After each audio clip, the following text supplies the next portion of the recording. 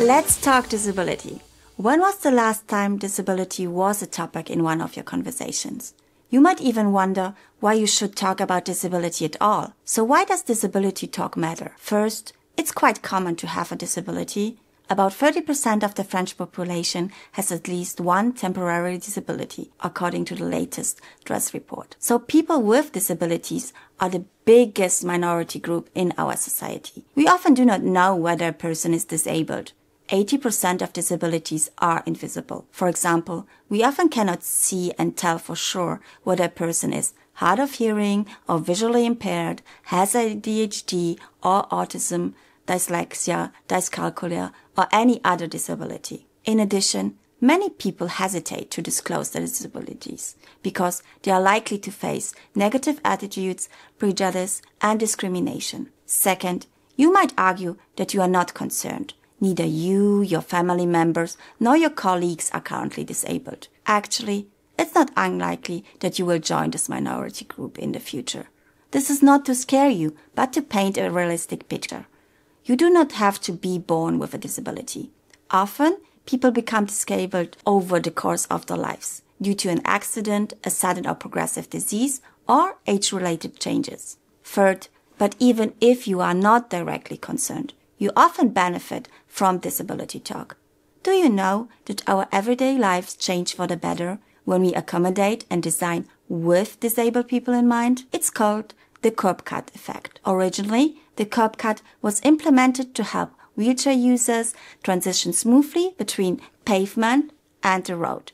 But indeed, these curb cuts are great for many people. People with small children in strollers, injured people using mobility aids, delivery workers, travelers with suitcases, bicyclists, and scooter users, to name only some.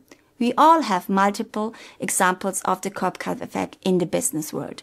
Text messages on phones, audiobooks, subtitles and captions, speech-to-text applications, voice assistants like Siri and Alexa, and even simple tools like Mind Maps. All these applications and innovations were originally intended to give better access to the disability community. Now, many of us use these applications and innovations widely and gladly. So, let's talk disability more often.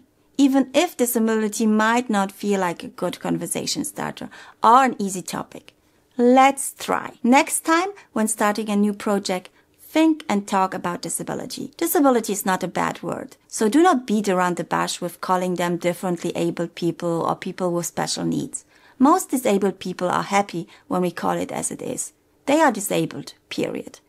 Think and talk about how you can ensure your work is valuable for all your colleagues and students, irrespective of whether they are visually impaired or hard of hearing, have mobility constraints, and deal with intellectual or psychological disabilities. Sometimes we can feel overwhelmed and think it's too much and we cannot account for everyone and everything. However, you will see often it is easier than we think at first. You can also ask disabled colleagues and students for input on how to best support them. Each effort counts. We want progress, not perfection. With each trial, we will get better.